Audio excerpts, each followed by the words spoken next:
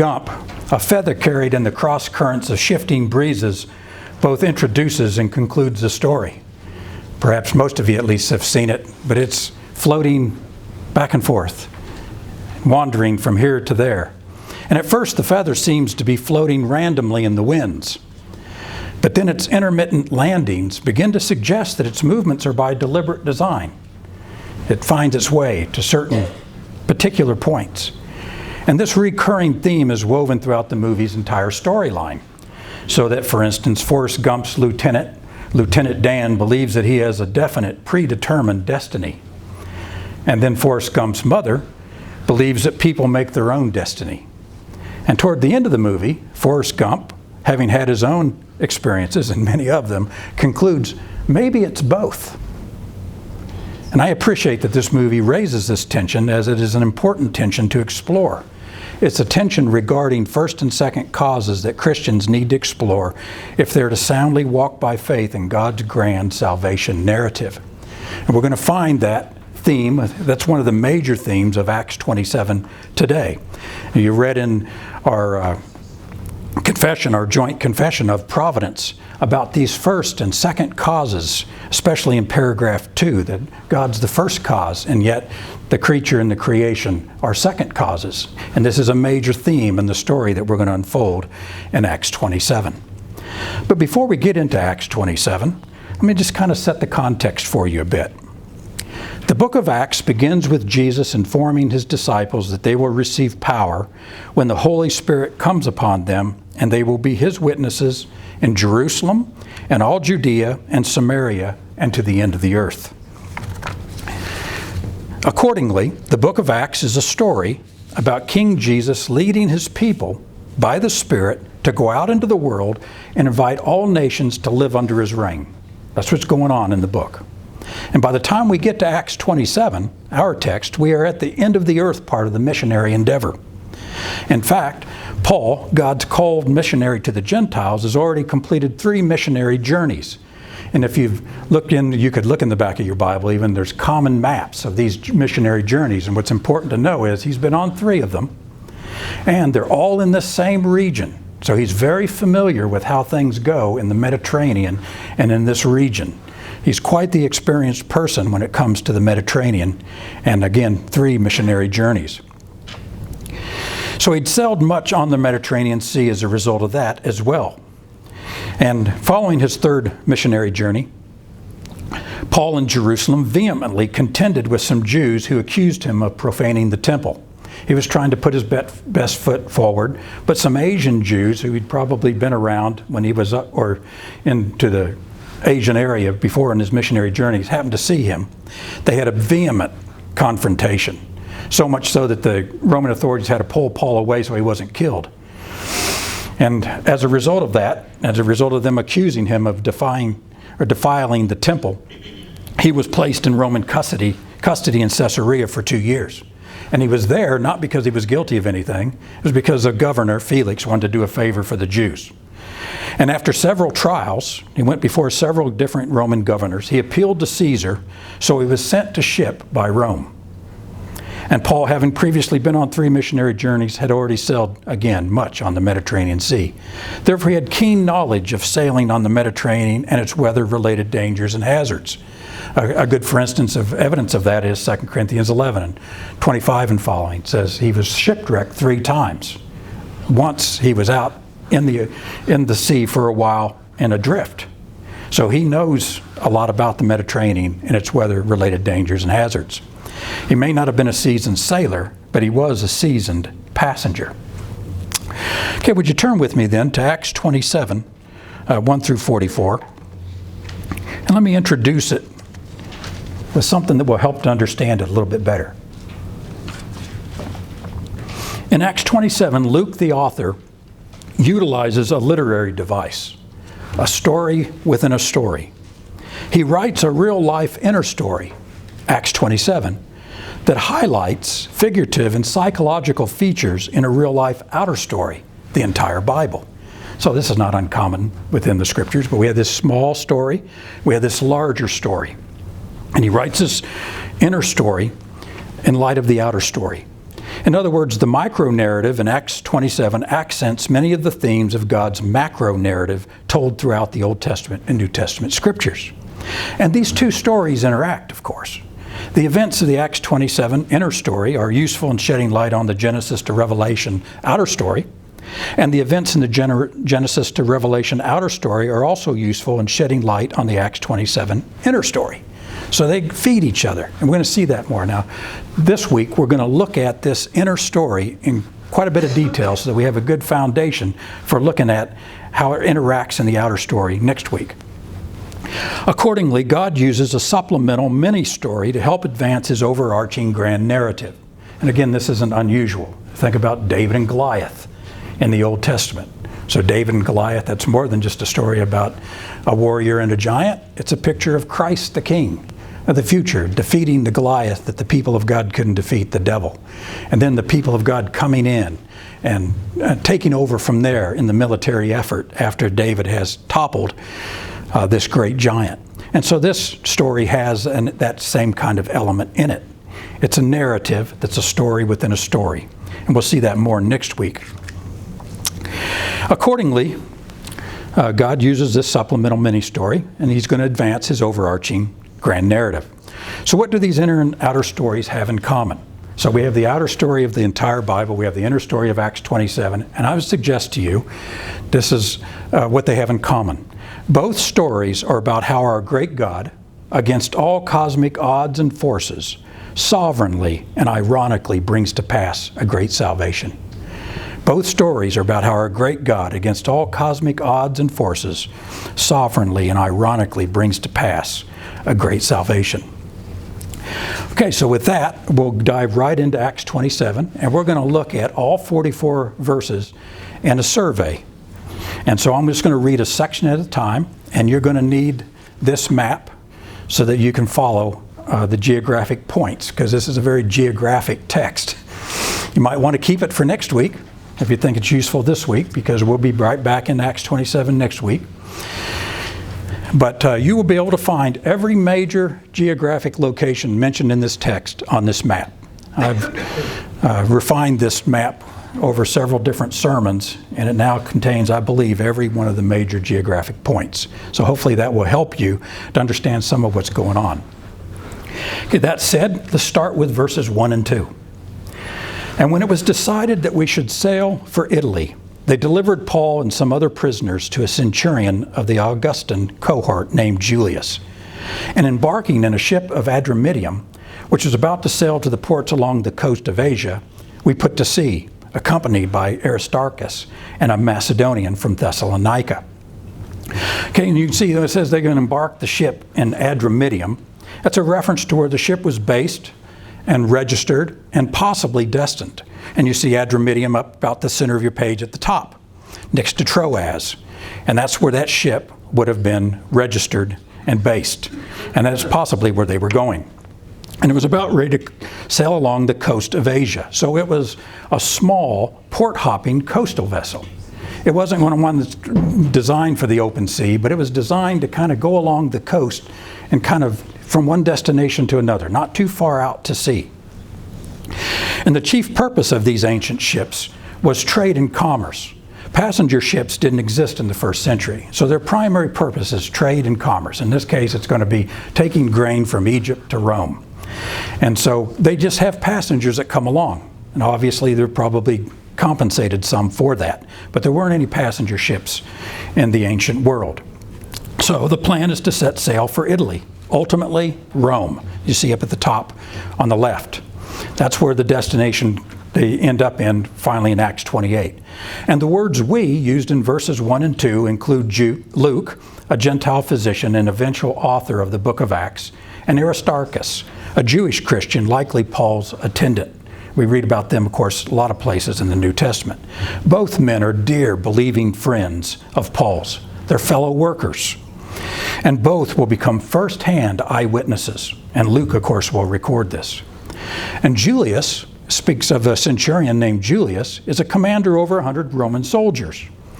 He's in charge of all the Roman prisoners on board, and he's also in charge of what happens with the ship. You'll see he'll make a decision later that he's the Roman authority that's determining what's going on, both with the trade and commerce side as well as with the passengers that are prisoners side. And this first sailing vessel will stay close to the Asian shore and search for a larger vessel sailing to Rome. So this is ship number 1, but it's a smaller one. Again, a coastal vessel. Verse 3, the next day we put in at Sidon to probably either load or unload cargo, is probably why that was happening. And Julius treated Paul kindly and gave him leave to go to his friends and be cared for. And kindly, this word is philanthropos, and it basically means humanely. And it's a word in the Greek world which indicated civilized behavior. So if a Roman soldier lost a prisoner, he paid the prisoner's sentence himself. So Julius, the centurion, had good reasons for treating Paul kindly. You know, this is a very unusual thing. And if you would look back, for instance, in Acts 24, you would find that Felix, the governor, the Roman governor, instructed them to do this. So this is an exception to what usually would happen. And there's reasons for this, as I'll develop it, you'll see. One of them is that Paul's Roman citizenship significantly improved how he is treated as a prisoner. Again, if you look back in the book of Acts, in Acts 22, you would find that, for instance, he was at one time after he had this squabble with the Jews in Jerusalem, that he is bound because the crowd is so crazy that they end up binding him. The Roman authorities bind him. And then later we find that when the Roman authorities are about ready to flog him and they line him up for the whips, they find out from Paul that he's a Roman citizen. And all of a sudden everything changes. Everybody gets afraid because not only were they about ready to flog him, but they bound him, and he was a Roman citizen. And this was a no-no because he was not accused of anything at this point. And so God is using this providentially in order to protect Paul and improve how he's treated. And this leniency is also stemming in part from the flimsy charges pending against Paul. You can go down through each one of the courts that you see him in, first the tribune, and then it's Festus or Felix, and then Festus, and then Agrippa. And there's nothing sticking to him. There's no reason for him to be imprisoned or to be put to death whatsoever. It's the Jews that have the problem with him. He's basically offended them religiously. And so the Roman authorities, as far as they're concerned, these are flimsy charges. So these are the reasons why Paul is treated kindly in this way. And Sidon was also the location of a church. So this is where Paul probably received refreshment, which likely included medical care. It's my understanding that word philanthropos is oftentimes would include medical care. So Paul is back in Sidon, and he goes to the church while they probably unload or load cargo there. And this was a church, Sidon was a church, I believe, that was probably established after the first Jewish persecution. So remember, there was a spreading out. That's how they went to Judea and then in Samaria and Judea and the uttermost parts of the world. So that's what Sidon represents. So he goes to a church there and receives this refreshment. We'll look at verses 4 through 6. And putting out to sea from there, we sailed under the lee of Cyprus. Now when it says lee, what that is a protective shelter. And what would happen in the world of navigation in this capacity is you would go along the land, on the lee side of the land, in order to break the wind. It helped you to navigate. So they put out to sea, they sailed under the lee of Cyprus because the winds were against us. And if you look on your map, you see the arrows? They're all those arrows are the Etesian winds. These are annual northeast winds common to the Mediterranean each year. They're very challenging. So they come out of the northeast, and they are blowing across, and obviously it's challenging because the winds are against them. They're using this island, in this case Cyprus at this point, in order to break the wind so that they can sail this section. That's why they're not going across the open sea. They're staying close to the ports because this is a smaller vessel, and they're using this lee in order to protect themselves against the winds that are against them. Okay, this says in verse 5, and when we sailed across the open sea along the coast of Cilicia and Pamphylia, we came to Myra in Lycia. And there the centurion found a ship of Alexandria. So you can see again the centurion's in charge, and he finds a ship from Alexandria. And we see that down at the bottom, on the right side in Egypt. That's Alexandria. And this is a reference to where the ship was also based and registered in Egypt. And understand that Egypt at this time of history is the granary of the world. And that's where Rome is getting all of its grain. And that's what the intention of this voyage is to take this wheat up to Italy, to Rome, for the Roman citizens. So that's at least one of the missions in the mind of those who are sailing in the leadership. So the centurion found a ship of Alexandria sailing for Italy, and he put us on board. So leaving Sidon, in the same coastal vessel, they sought to avoid contrary winds by avoiding the open sea as much as possible. And once arriving in Myra, the Roman centurion found a sturdier ship that was destined for Italy, and he transferred his prisoners to it. Verses 7 and 8. And we sailed slowly for a number of days and arrived with difficulty off Cnidus. And as the wind did not allow us to go farther, we sailed onto the lee of Crete off Salmone. Coasting along it with difficulty, we came to a place called Fair Havens, near which was the city of Lasea. So we see in the map there that the solid line goes up to Cnidus. Most of the maps show that route. There are a few that I checked in on that show that it went this other possible route by this dotted line. So I don't know if it really matters, but it probably depended on the wind and how the lee of those land areas worked. So it's one of those two. I've got the solid line to Cnidus. That seemed like the more reputable maps were leaning in that direction, so I put that in there. And so they're also sailing under the lees of Crete and Salmone. Here you can see that there's that northeast wind. They're sailing around there, again, trying to do their best to stay out of these Etesian winds. So sailing slowly and still battling the contrary winds, they eventually reached Fair Havens. Sailing from this point forward would mean facing these challenging winds on the open sea. Something very risky in light of the treacherous, well-known seasonal weather patterns. There were more dangers than just these Etesian winds. And Paul knows that, and there's going to be some more things developing as a result of that. Well, look at verses 9 through 12. Since much time had passed and the voyage was now dangerous because even the fast was already over. And this is a reference to the Day of Atonement, which is on the 5th of October in AD 59. And that's the likely date of this journey. So it's October 10th, maybe, somewhere around that. The fast is already over.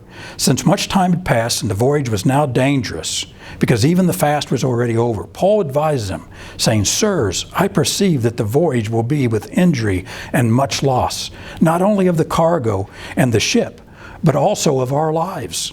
But the centurion paid more attention to the pilot and to the owner of the ship than to what Paul said. And because the harbor was not suitable to spend the winter in, the majority decided to put out to sea from there on the chance that they could reach Phoenix, a harbor of Crete, facing both southwest and northwest, and spend the winter there. So Paul knew from his other adventures on the Mediterranean that this time of year, these Etesian winds are maybe the least of your problem. There is a possibility of something much more than that. But the owner of the ship and the centurion, they're all interacting as to whether or not they want to take that risk, because you get out to the open seas, things are different. These Etesian winds are already challenging. They might get in over their head. But they would rather not stay at Fair Havens. Fair Havens was not a very good place to be, because even in the event of a storm, if a ship docked there for the winter, that the winds could beat it up just sitting there. They didn't want to do that. It just wasn't the ideal place to be. So they thought, what we should do is go over here to Phoenix. Phoenix is a better place. It's a harbor within Crete. And what you can't see on the map is where that harbor is a cape. And a cape is a small peninsula. And that cape extended down. And on both the west side as well as the east side were harbors. And the west side was ideal for staying in the winter. It kept you out of the wind. There were just a lot of things there. And I guess the geography has changed quite a little bit today. But you can go out and actually see these things. And that's where they wanted to stay. They wanted to go someplace where they could stay. It would be ideal for the winter. And they decided, against Paul's advice, to take the risk. And so the centurion paid more attention to the pilot and to the owner of the ship than to what Paul had said. So, since much time had passed, the risk of sailing had become even greater, because the height of the storm season was now even closer. These Mediterranean storm risks began in mid-September and continued throughout all the winter months. And although a prisoner, Paul, understanding the treacherous seasonal risk, here seeks to convince the ship's leaders to change their plans. But the ship's leaders, however, dismissed Paul's advice, and they decided instead to assume all the associated storm risk. Consequently, the ship left Fair Havens, a less than ideal place to spend the winter, and set sail amid the contrary winds for Phoenix, a much better place to spend the winter. Well, verses 13 through 15. Now when the south wind blew gently, supposing that they had obtained their purpose, they weighed or lifted anchor and sailed along Crete close to the shore. So they leave Fair Havens, they're heading right up to Phoenix. But soon a tempestuous wind called the northeaster, and this is a nautical term, the northeaster, Eurykylon is the term. And it's a cyclical, whirling, hurricane-like wind that likely originated from the north and then moved clockwise to the east, swelling as it both went south and west, kind of like hurricanes do.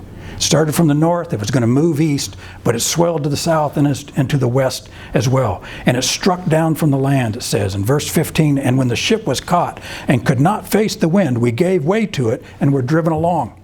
So you can see on the map that they don't stay along the coast of Crete, but they go out into the sea some. That's because of this storm coming up. So at first things went well, but soon afterward, everyone's worst fears were realized.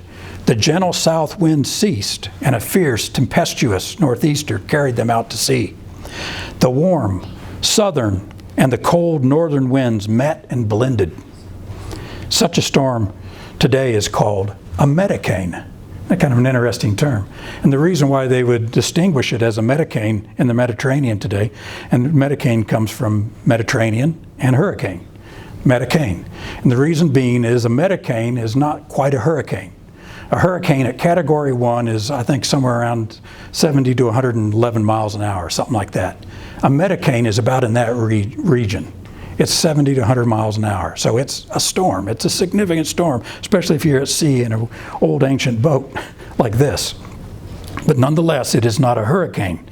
They called them metacanes. So the southern cold, or the warm southern winds and the cold northern winds met and blended, and they created a swelling cyclone. And you can just about imagine that. Here they are in the southern breeze and thinking everything's great, and then the northern wind comes. And what happens around here when you start seeing movement, winds moving in different directions, warmer and colder, tornadoes. That's what feeds a metacane or a hurricane is heat. And it doesn't take as much heat in a metacane as it does in a hurricane. I think something like even 57 degrees. So this metacane forms, this northeast cyclone that's spreading to the south and to the west.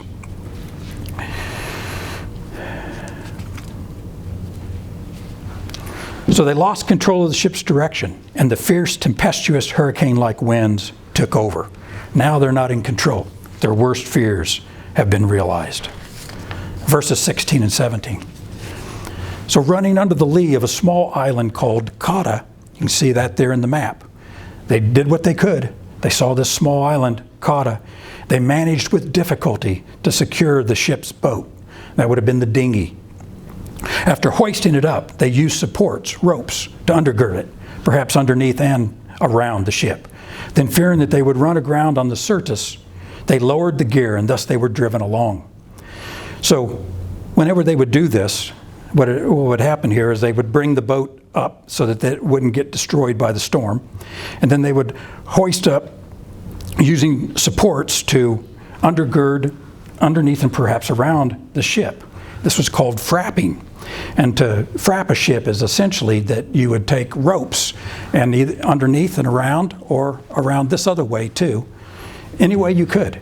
Because you know that they didn't have any steel. There were no plates, there were no screws, there's no bolts, there's nothing like that in the ancient world. They're put together, probably tongue and groove or notched in wood. And so that however the ship was built would probably determine how it was frapped. But they did this in order to hold it all in place. It was a regular routine thing whenever there was a problem. And they feared that they would run aground on the Syrtis. See the Syrtis down there? It says the Great Syrtis at B, at the lower part there.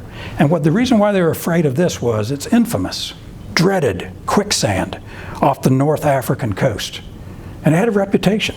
So they were very terrified that they would run down into this, and that you can see the swirling on the map. They were all over the place, but they thought they might be heading down there to become part of that legend, that infamous legend of people caught in that quicksand.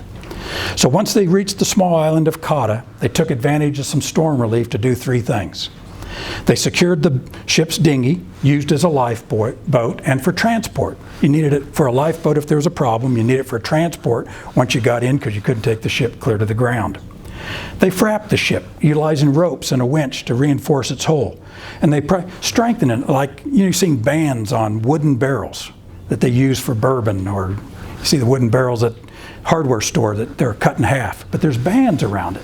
And that's the idea of frapping the ship. They reinforced it where they could. And of course, the Syrtis refers to this notorious graveyard of wrecked ships in North Africa. And these lost ships were caught in similar hurricane-like winds. So they also lowered the anchors and possibly the sails to slow the ship down. So they did what they could. Put the anchors down, maybe the sail, take the momentum out of it so they don't end up down here in this Syrtis. And in the past, these lost ships had crashed against these sandy reefs, and of course became part of the legend. Well, verse 18. Since we were violently storm-tossed, they began the next day to jettison the cargo. And on the third day, they threw the ship's tackle overboard with their own hands. When neither sun nor stars appeared for many days, and no small tempest lay on us, all hope of our being saved was at last abandoned. The next few days were filled with an escalating sense of peril, since they jettisoned some of the ship's cargo and equipment. And they probably did this to raise the ship up higher amid the turbulent sea. It was weighed down. It was loaded with cargo. They threw out what they thought they could at this point, in terms of all this hardware that they would need in order to raise the ship up amid the turbulent sea. And after several more dark days, any hope of ever getting through the raging storm safely was eventually forsaken. All hope of our being saved was at last abandoned, verse 20 says. Well, let's see what happens. Verses 21 through 26. Since they had been without food for a long time, Paul stood up among them and said, "Men, you should have listened to me and not have set sail for Crete and incurred this injury and loss. Yet now I urge you to take heart, for there will be no loss of life among you, but only of the ship." And this is the turning point in the story. "For this very night there stood before me an angel of the God to whom I belong and whom I worship. And he said, 'Do not be afraid, Paul. You must stand before Caesar, and behold, God has granted you all those who sail with you. So take heart, men, for I have faith in God that it will be exactly as I've been told. But we must run aground on some island.'"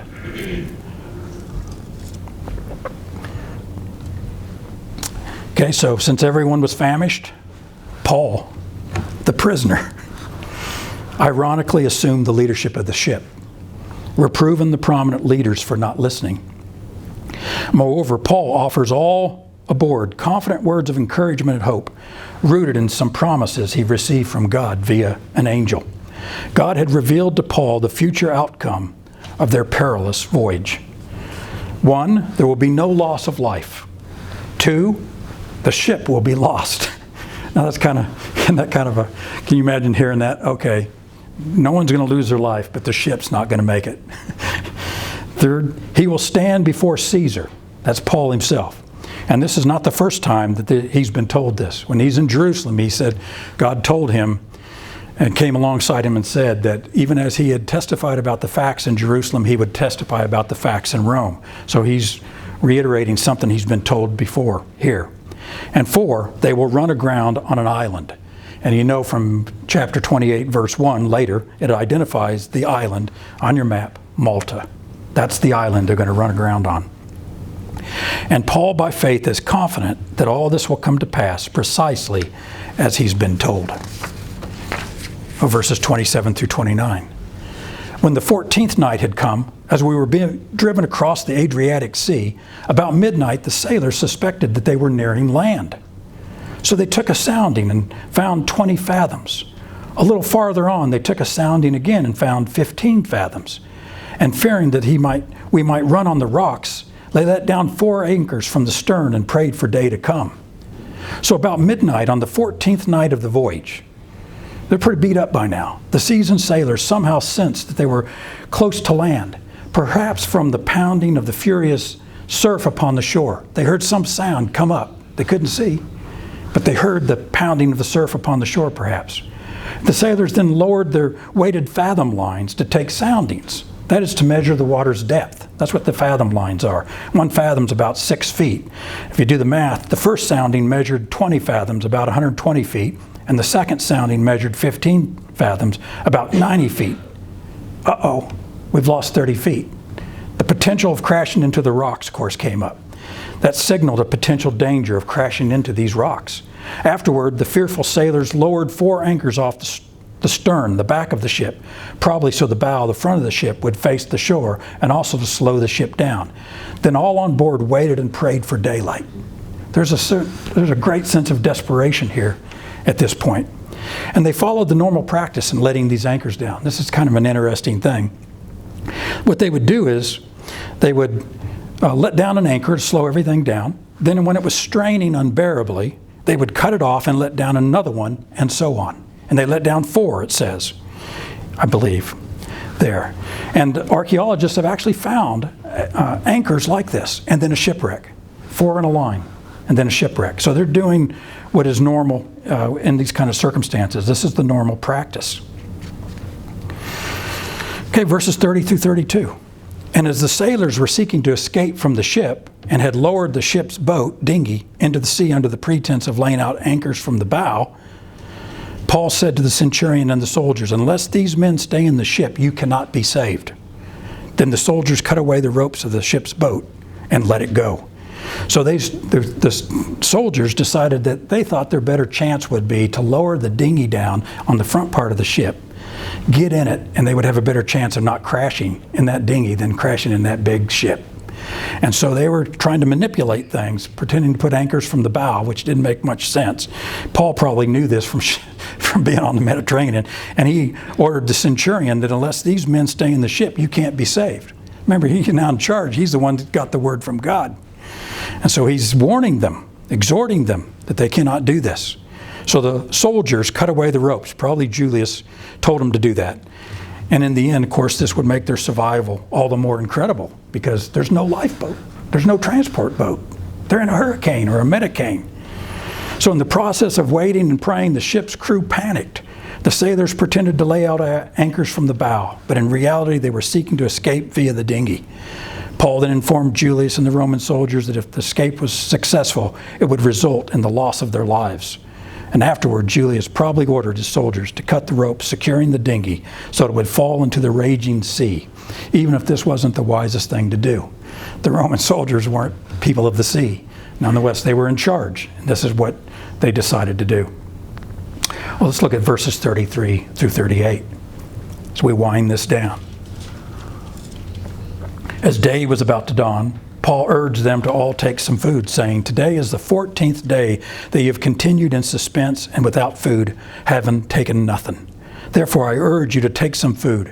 It will give you strength, for not a hair is to perish from the head of any of you." And this was a common Jewish proverb indicating that God is in control of even the minute details of life. We know that it's used elsewhere. In Matthew 6 and other places, it's utilized. Not a hair of their head is going to be perish from any of you. Isn't that interesting in light of what he just told those guys that were lowering the dinghy down in the front of the ship? Unless they stay in the ship, they can't be saved. Here he's saying, it will give you strength, for not a hair is to perish from the head of any of you. There we see this doctrine of concurrence that we read about in our confession. And when he had said these things, he took bread and giving thanks to God in the presence of all, he broke it and began to eat. Then they were encouraged and ate some food themselves. We were in all 276 persons in the ship. And when they had eaten enough, they lightened the ship, throwing out the wheat into the sea. So you see the desperation had picked up even more. Now they're even throwing out the wheat. So since they hadn't eaten in 14 days, right before dawn, Paul urged them to eat for strength. Then he encouraged them via this Jewish proverb, and he also ate himself. Once they had all eaten, gaining strength, they went back to work, lightening the ship by jettisoning even more of its cargo. And in verse 37, Luke, the historian, makes sure that we specifically know that 276 souls were on board this ship. Verses 39 through 41. Now when it was day, they did not recognize the land, but they noticed a bay with a beach, on which they planned, if possible, to run the ship ashore. So they cast off the anchors and left them in the sea, at the same time loosening the ropes that tied the rudders. Then hoisting the foresail to the wind, they made for the beach, but striking a reef, a shallow sandbar, they ran the vessel aground. The bow, the front of the ship, stuck and remained immovable, and the stern, the back of the ship, was being broken up by the surf. So what they came upon this bay with a beach, and this is the narrow channel between the larger island of Malta and a smaller island, Salmonetta, which is today referred to as a part of St. Paul's Bay. You can actually go here as a tourist and see this. On Salmonetta, there's a statue of Paul, and been there since the 1800s, I believe, and this is the traditional place of the shipwreck. So there's Malta on your map there. Salmonetta was a small island right next to it, and there's a bay with a beach there. There's other places there with rocks as well, so it wasn't like a real clear place, but it was nonetheless the best that they had, and that's where they tried to move toward. At daybreak, they spotted that beach, a sandy versus rocky area, although they did not recognize the surrounding geography. And subsequently, they cast off the anchors to free the ship, unsecured the rudders. There's little rudders in the back of the ship that they used to steer, and they had them tied up. So they let those ropes off so they could steer. They hoisted the foresail in an effort to utilize the wind so that they could aim the bow at the sandy beach. However, soon afterward, they struck a reef, and the bow of the ship became immovably stuck. In the meantime, the ship's stern was being battered by hurricane-like surf surges that were breaking it into pieces. Can you imagine that? Can you imagine what it would be like? Well, let's look at the last three verses, verses 42 through 44. The soldiers' plan was to kill the prisoners, lest any should swim away and escape. But the centurion, wishing to save Paul, kept them from carrying out their plan. He ordered those who could swim to jump overboard first and make for the land, and the rest on planks or on pieces of the ship. And so it was that all were brought safely to land. Again, you go back to the Roman soldiers. If a Roman soldier lost a prisoner, he paid the prisoner's sentence himself. Consequently, the soldiers were first inclined to kill all the prisoners. And there's precedent for this. I'll give you some for instances. Is when Peter is put in prison, and then he gets out via an angel. He's actually between two guards. He gets out via an angel, and then he goes over to the church. Later on, Herod finds out about it, and those two sentries are put to death. That's kind of the precedence. This is what's in their mind. The Philippian jailer, remember, he's terrified that the prisoners are gone, so he's ready to commit suicide. This is why. There was no compromise on this. For a Roman soldier lost his prisoner, he paid the prisoner's sentence himself. So the first thing the soldiers plan to do is perhaps kill the prisoners. But Julius decides to make an exception because of Paul, and the others benefit from that. So wishing to spare Paul, Julius felt otherwise, so he restrained the soldiers and he issued an order. The centurion ordered those who could swim to jump overboard and make for land, and he ordered any others to grab something from the ship that would float. So Luke, the eyewitness and historian, then makes sure that we know all were brought safely to land. All 276, just as God had said. 276 people jumped into the water amid a raging storm, and 276 people were brought safely to land, consistent with the dependable, effectual words of Paul's God. You can imagine the impression that that made. So the ship is lost, but the lives are not. Well, that's the story, Acts 27. And this week, I just want to emphasize what we kind of looked at in the worship part of our service as well, in order to show this side of the doctrine of concurrence and how it affects this story. Next week, we're going to look at the story itself, but I want this reinforced in your mind some as we carry that story forward next week. Remember, the first cause is God, according to the confession, and the second cause can be the creature or the creation. Think about all the different means and all the secondary causes that are being spoken of in the story. I don't think there's any place in the entire Bible that's better in order to show the doctrine of concurrence in Acts 27 in this story.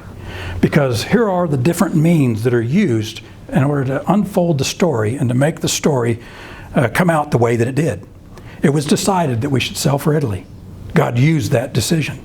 There was the sea and the winds, the centurion and Paul. There was the winter and the northeaster.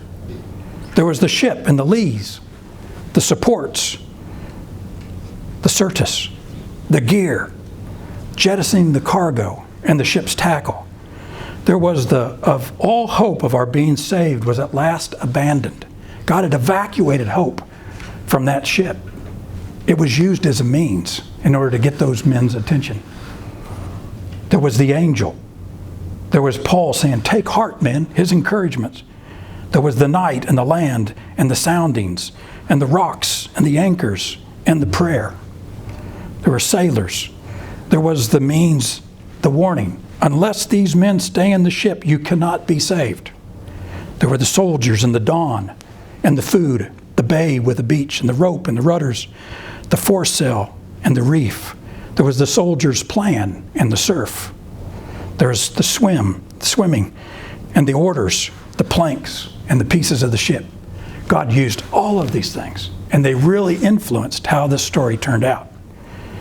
On the other hand, God was the first cause. And here's the evidence of that. There will be no loss of life among you, but only of the ship. That's what he had been told, Paul, by the angel.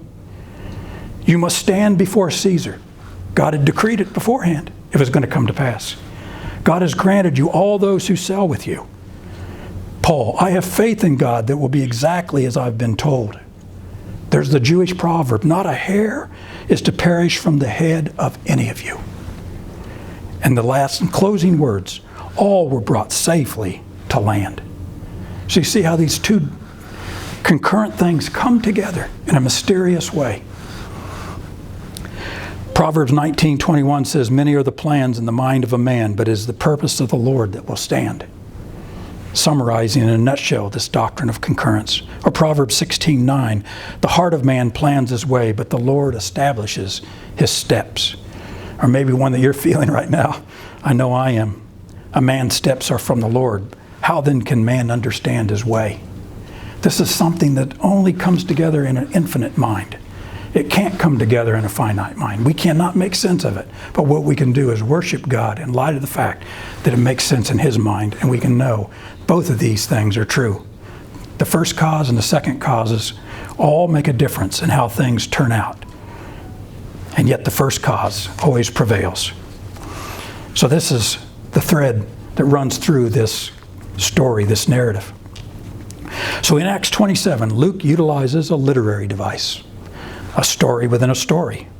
The micro-narrative in Acts 27 accents many of the themes of God's macro-narrative told throughout the Old Testament and New Testament scriptures. And what do these two stories again have in common? Both stories are about how our great God, against all cosmic odds and forces, sovereignly and ironically brings to pass a great salvation. We will look at those two inner and outer stories next week to see how that's true. But two significant truths we can clearly deduce from this salvation story in Acts 27 as we take these along for next week. God was absolutely sovereign, so he predetermined every minute event in this story. The Creator was the first cause. And God's creation, while contingent, really influenced every minute event in this story. The creation was the second cause. And throughout this salvation narrative, both of these seemingly contradictory truths are presented as concurrently true. Together, the Creator and the creation mysteriously and concurrently determined every minute outcome in the story. The mysterious chemistry of these truths in this passage, of course, then should inform our faith. God, the first cause, makes the difference in redemptive history, and the creation, including man, makes a difference in redemptive history.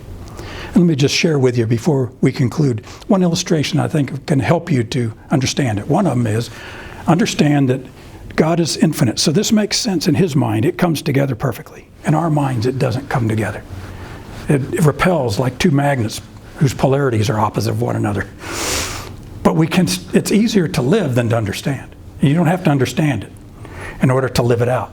It's like balance. If you have balance, you don't have to sit down with a child before they learn how to ride a bike and say, let me explain to you equilibrium. They don't need an explanation of the anatomical features of that. They can learn it in spite of not knowing those things. And this is like that. So think about it this way. It's like riding a bicycle. So you're riding a bicycle, sometimes you lean to the left, don't you, to take a turn? Sometimes you're upright, sometimes you lean to the right. And we see this in the Apostle Paul. Which way does he lean? He says, let these men stay in this ship. They can't be saved. Well, he's leaning on the side of the creation, making a difference.